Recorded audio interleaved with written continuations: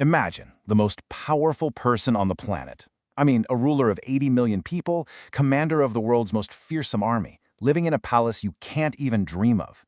Now picture that same person sitting alone at night by lamplight. And he's not writing laws or battle plans. No, he's writing a private diary to himself about how to be a better person. That man was Marcus Aurelius, the last great emperor of Rome. And today, we're diving into his incredible guide to living a good life, a guide that was forged in an age of absolute chaos. This quote, this gets right to the heart of the whole thing. It's this amazing paradox, right? You've got a man with almost total power over the outside world, yet his entire focus, his whole project, was about mastering his inner world. He knew, deep down, that real strength didn't come from a crown or an army, but from building this fortress inside his own mind. So why was he so obsessed with this? Because his life was anything but peaceful. Seriously, forget the calm marble statues you see in museums. His reign was a brutal, non-stop crisis. He was fighting constant wars on multiple fronts. He had to lead his people through a horrific plague that killed millions. He and his wife, Faustina, buried child after child after child, at least 8 of them. And, as if that wasn't enough, he was betrayed by one of his most trusted generals. This wasn't just some academic philosophy for him, it was a survival guide. So, here's our game plan. First, we'll get to know the man and this unique diary he left behind. Then, we're going to dive headfirst into the crises that defined his time as emperor. After that, we'll unpack the core tools from his Stoic survival guide. And finally, we'll see why his ancient advice might be more important for us today than ever before.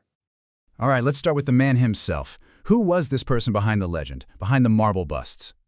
So you have to understand, Marcus Aurelius inherited the Roman Empire at its absolute peak. He was the last in a line of rulers called the Five Good Emperors, and his reign was basically the grand finale of the Pax Romana. That's almost 200 years of relative peace and stability. He was standing at the very top of the world with this immense, incredible legacy to protect. No pressure, right? And while he was trying to hold that world together, he wrote. But the book we now call Meditations, well, it was never supposed to be a book. It was his personal journal. He wrote it in Greek, of all things, probably huddled in a military tent on the freezing frontiers of the empire. It's just a collection of his thoughts, little reminders and exercises for himself. He was essentially his own therapist, and we're just lucky enough to be reading over his shoulder. And what's so amazing is that this wasn't just some private secret. People could see it. The historian Herodian, who was alive back then, wrote that Marcus wasn't just a guy who said wise things. You could see his philosophy in how he lived, in his calmness, in his character. He wasn't just talking the talk, he was walking the walk, in the highest stakes job on the planet. But that character, that inner strength, was about to be tested in ways you and I can barely imagine, as the world he inherited started to push back. Hard. Just look at this timeline. It's just relentless. The second he becomes emperor, boom, war with Parthia in the east. Then, his own soldiers bring a deadly plague back home with them. While that's raging, the Germanic tribes invade from the north, starting a series of wars that would eat up most of the rest of his life. And then, the betrayal from his top general. The man barely got a moment's peace. And the Antonine Plague, likely smallpox, wasn't just a bad flu season. It raged for 15 years.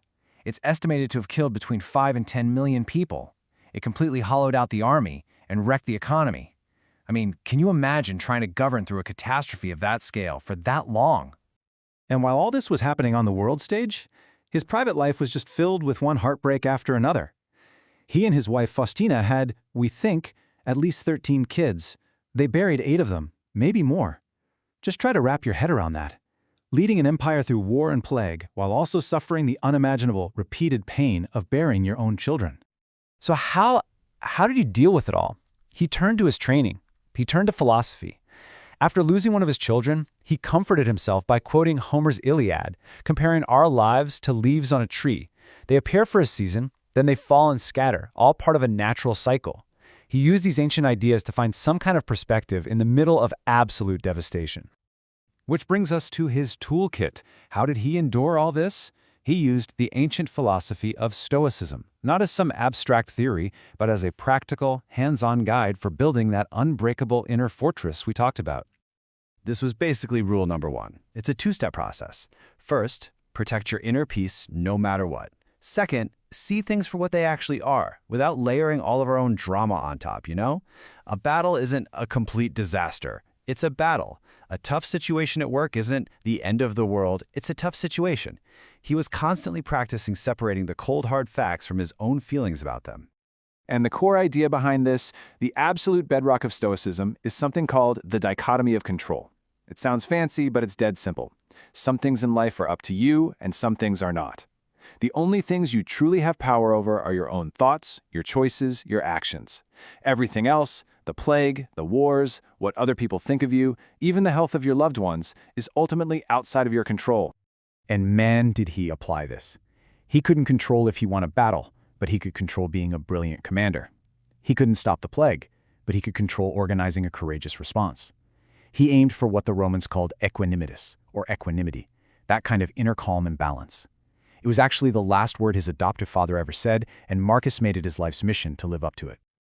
Another one of his key mental tools was a constant, stark reminder of his own mortality. Now, this wasn't to be depressing. It was meant to bring clarity.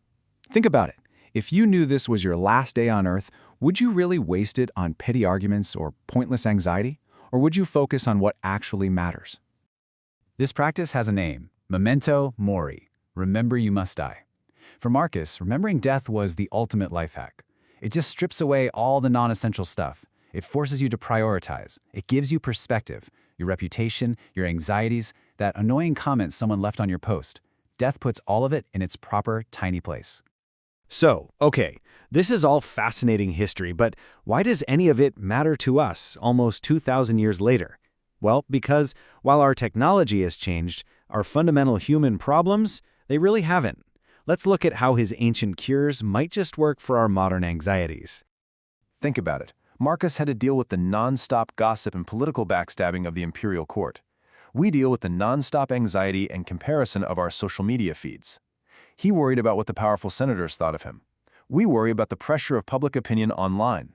The delivery system is new, but the core human anxiety about what other people think, it's exactly the same. And here is his timeless answer to that problem. Just stop. Stop wasting your precious time and energy looking over your shoulder. Stop doom scrolling to see what everyone else is up to. Take all that energy and focus it inward, on what you do, on your own actions, your own character. He says you don't just gain peace of mind, you literally gain time. He even gave us a simple, daily routine we can follow. In the morning, get ready for the day by thinking about the difficult people you might run into. Not to get mad in advance, but to prepare yourself to act with virtue anyway. During the day, constantly ask yourself, of whatever you're doing, is this essential? And in the evening, look back on your day. What went well, what didn't, not to beat yourself up, but just to learn and do a little better tomorrow. Tragically, the stability that Marcus fought so hard to protect basically died with him. His own son, Commodus, took over, and his chaotic and selfish reign shattered the Pax Romana. An ancient historian wrote that this was the moment history fell from a kingdom of gold to one of iron and rust. It's just a brutal reminder that even the best and wisest among us can't control what comes after. But his real legacy isn't his son. It's that little book of notes he never meant for anyone to see.